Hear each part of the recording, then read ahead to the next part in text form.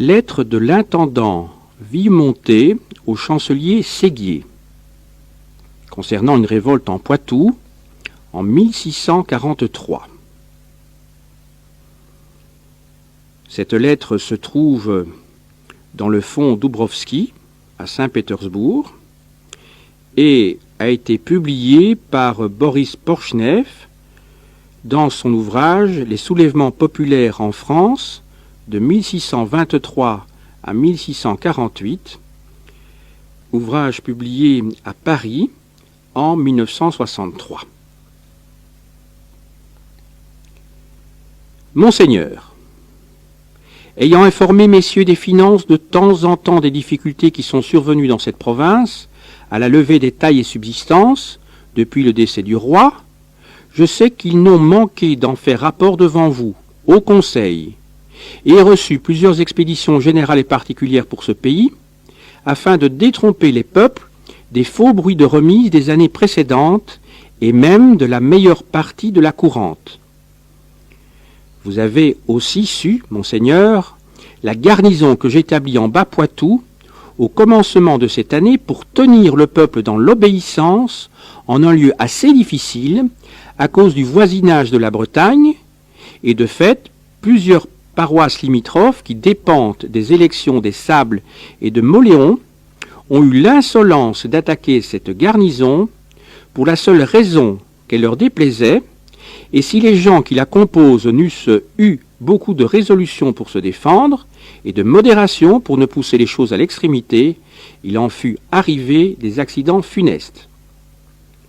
Néanmoins, on ne put pas se dispenser d'entrer en l'une de ces paroisses, qui s'appelle Bouin, en laquelle les séditieux étaient barricadés aux environs de l'église, et pour les déloger, brûler et détruire 3 ou 4 méchantes maisons, après quoi ces mauvaises gens se dissipèrent et promirent par l'entremise de la noblesse de se mettre à l'avenir dans leurs devoirs et de commencer à faire les rôles des tailles dont cette paroisse porte par an, avec la subsistance, 15 ou 16 000 livres et est des plus accommodés de la province.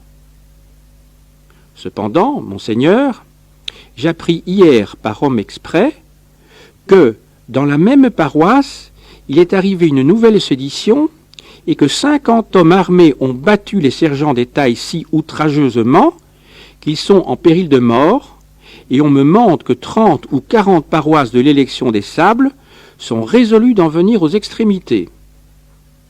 C'est pourquoi, Monseigneur, avant que de passer outre, j'ai cru être obligé de vous en informer et vous supplier de me prescrire l'ordre que j'aurai à tenir en une pareille occurrence, et si exécutant ceux qui m'ont été donnés, je ferai faire main basse à cette canaille, car si on continue les épargner, je prévois une révolte générale, et je vous certifie qu'on ne veut plus rien payer partout qu'avec la force.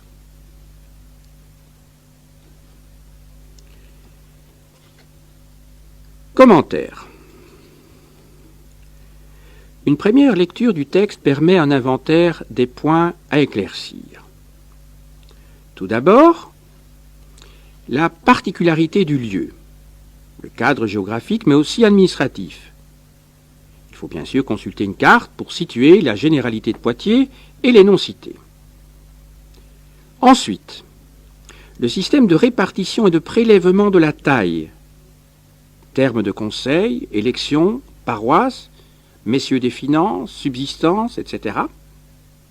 Il faut noter l'importance du thème de l'impôt et de ses problèmes qui commence et clôt la lettre. Difficulté survenue à la levée des tailles, on ne veut plus rien payer. Enfin, le vocabulaire. Comme celui d'élection, certains mots désignent sous l'Ancien Régime d'autres réalités ou ont changé de sens. Exemple, pays, accommoder, se dissiper. L'auteur récapitule les faits sur une durée de plusieurs mois. Au commencement de l'année, depuis le décès du roi, hier. La narration est très construite, conduisant le regard d'une vue générale dans cette province, un cadrage optique de plus en plus précis.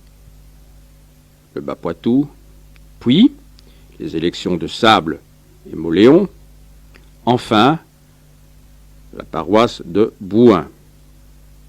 L'angle de vue s'élargit alors de nouveau, 30 ou 40 paroisses, pour finir sur une vision panoramique partout. L'ensemble allant de pair avec une progression dramatique.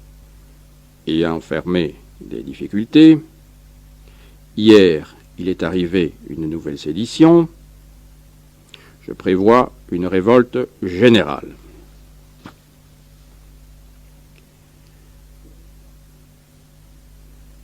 Le document est donc une lettre d'un administrateur provincial au pouvoir central. Le chancelier est le chef de la justice, c'est-à-dire aussi de la police et de l'administration. L'intendant est un commissaire, représentant direct du roi dans la généralité. François de Villemonté est depuis 12 ans en Poitou, ce qui fait de lui dans cette région le premier intendant permanent car leur mise en place est récente. Passons à la nature du document. Avant d'agir, passer outre, Villemonté informe son supérieur hiérarchique et demande des ordres, donnant son avis pour orienter la conduite à tenir. Si on continue, je prévois. Ce document donne donc le point de vue de l'administrateur sur les événements. Étudions maintenant le contexte dans lequel s'inscrit la rédaction de cette lettre. Commençons par les lieux. Le Bas-Poitou est la partie atlantique de la généralité de Poitiers. Ce sont les actuels départements de la Vendée et des Deux-Sèvres.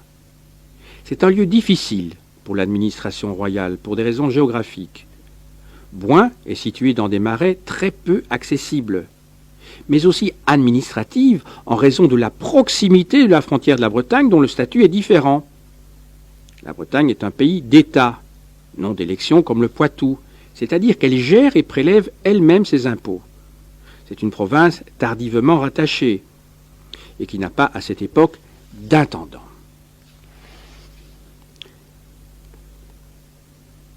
Le moment maintenant, difficile aussi pour des raisons politiques et financières.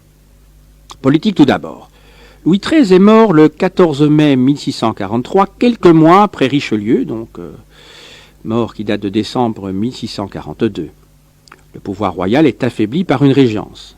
Louis XIV a 5 ans.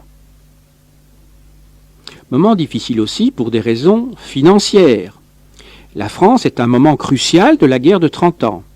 Les besoins de l'État ont cru démesurément et la pression fiscale devient de plus en plus lourde. La taille, qui pèse essentiellement sur les paysans, a doublé au moment de l'entrée en guerre, en 1635, et double encore par la suite, atteignant en 1643 le maximum de 53 millions de livres. La conjonction de ces facteurs entraîne une immense vague de révolte. En 1643, plus d'un tiers de la France est soulevé, comprenant tout l'Ouest et le Midi. Partons d'une problématique.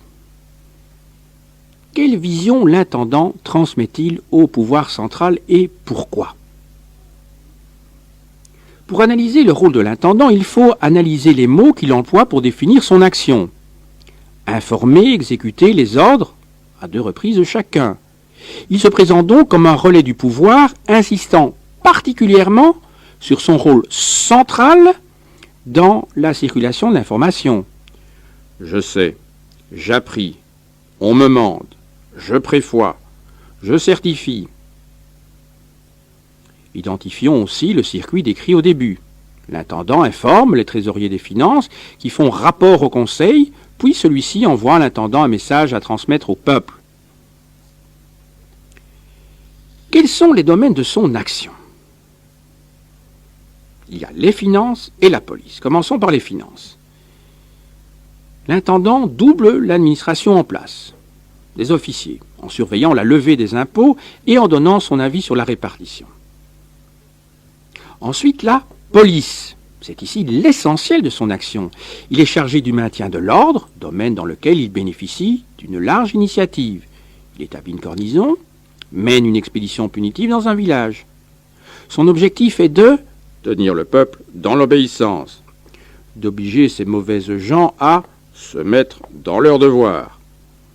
Les résistances et l'aspect conflictuel qui sont ici sous-tendus tiennent certes à la période, particulièrement difficile pour la monarchie, mais aussi à l'homme qui apparaît dur et partisan des méthodes fortes. Le troisième domaine de l'intendant, la justice, n'apparaît pas ici. Second problème, les difficultés de la levée de la taille. Le document montre la violence qui caractérise le prélèvement de l'impôt et que l'intendant justifie ainsi. On ne veut plus rien payer qu'avec la force. La monarchie a été obligée de mettre en place un système de contraintes. Les sergents des tailles, troupes qui accompagnent les huissiers chargés du recouvrement forcé. Sous-entendu, la taille n'est pas payée depuis plusieurs années, comme en témoignent les faux bruits de remise des années précédentes, qui sont toujours dus. Le rôle d'impôt de l'année, à moins, n'est même pas fait.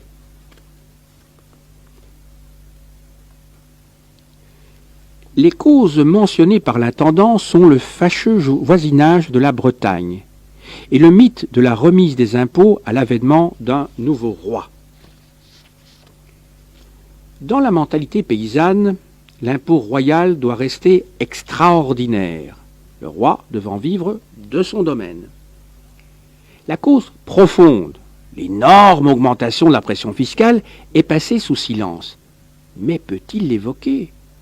La monarchie ne peut baisser ses exigences fiscales dues à la guerre.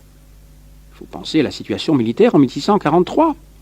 La fonction de l'intendant ne consiste pas à comprendre les paysans, mais à fournir à l'État les moyens de la guerre. Troisième thématique, la révolte. Notons à côté des paysans le rôle de leur cadre traditionnel. La noblesse, qui joue le rôle d'intermédiaire, le curé de la paroisse, qui a peut-être aidé, sinon animé la résistance. Je renvoie aux barricadés aux environs de l'église. En face, les agents de l'État incarnent la violence sur place, sergents des tailles, soldats ou à distance. L'intendant qui s'est rapproché de Poitiers à Niort, mais reste prudemment en ville. Les nobles et le clergé aussi exigent des impôts, mais ce sont des notables locaux, traditionnels, bien intégrés. Les représentants du pouvoir royal sont des étrangers, à l'intrusion nouvelle et violente. L'intendant ne cache pas son attitude brutale. Faire main basse sur cette canaille. Incendie de maison. Observons aussi les termes employés. Insolence, séditieux, mauvaises gens. Mais il ne présente que son seul point de vue. Combien de victimes parmi les paysans ?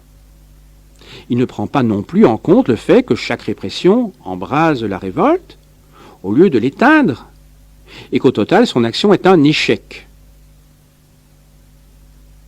Discutons sa phrase. Ils ont attaqué la garnison pour la seule raison qu'elle leur déplaisait. En fait, cette garnison sert de renfort aux sergents des tailles. Elle apparaît aussi comme une atteinte aux libertés locales. On passe ainsi de la révolte fiscale au refus des structures centralisatrices de la monarchie. Conclusion du commentaire. L'intendant a pour mission d'obtenir l'impôt et de faire régner l'ordre, donc de sacrifier les paysans à la raison d'État. Pour écrire l'histoire des révoltes paysannes, l'historien ne dispose le plus souvent, comme ici, que des archives de la répression. Ce document s'inscrit dans une longue série de révoltes antifiscales. Sans entrer dans un débat historiographique ancien, on peut noter qu'interviennent aussi le refus de la centralisation, les résistances ont lieu comme ici dans des provinces périphériques, et le refus de l'État moderne, incarné par les agents du fisc, les troupes et l'intendant, qui font une irruption brutale dans l'ordre social et fiscal séculaire des campagnes. Quelles sont les suites immédiates à cette lettre? Il faut penser à la lenteur des communications. Les ordres que l'intendant demande à Paris ne peuvent pas lui parvenir avant une dizaine de jours. Ces lettres suivantes montrent son impuissance à mater la révolte. Il sera d'ailleurs rappelé en 1644. Cette région du Poitou réussira à ne pas payer l'impôt jusqu'en 1660, soit pendant